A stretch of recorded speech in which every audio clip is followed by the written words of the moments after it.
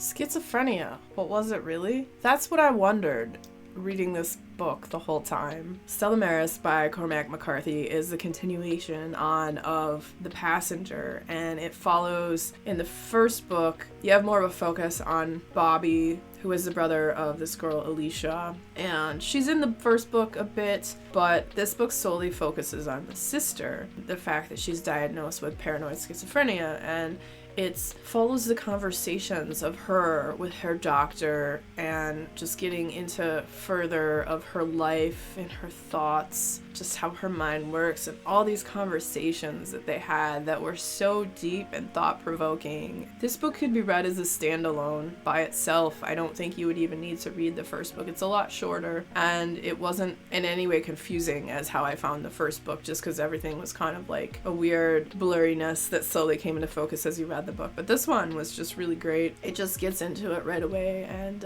it talks about her life and growing up, and then how she has these people in her life called the Horts, or the cohorts, that are these people that only she can see and no one else can see. They're very strange, and they seem like she doesn't really know what they want from her or why they're there, or if they're actually there. And what I thought was interesting was all throughout this too, her father, he had been part of the Manhattan Project, and her mother also worked there during that time. And so while she was pregnant with this girl that is talking in this book, her name's Alicia, she was, the mother was exposed to uranium. So I almost wonder, is that why she saw these people? I don't know. She even says in the book that it's not, but I don't believe it. It never really comes to a conclusion of that or anything weird, but that was totally in my brain. I don't think that's a spoiler just because they didn't conclude anything on that, but it really made me think that. Yeah, she talks about the passion she had in her life, like mathematics, and why she gave it up, and mourning for her brother who was in a coma, and how she had to leave. She was in Italy where he was, and he was in a race car accident.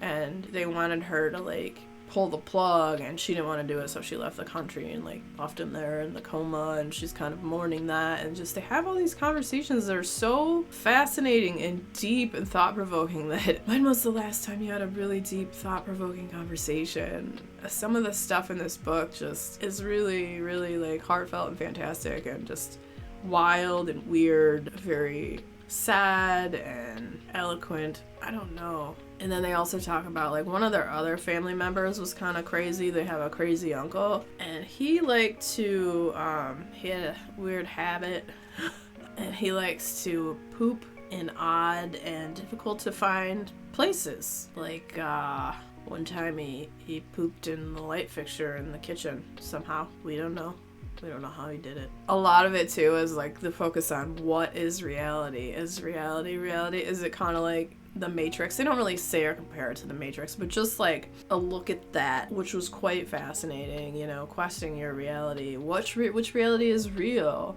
Is the reality that everyone else was experiencing maybe not the real reality that Alicia was experiencing? Who's to say that the seldom few aren't actually experiencing the real reality, and we just have the wool pulled over our eyes? So there's a lot of that, and just the question of existence, God, and all this stuff. And really great read, not super long.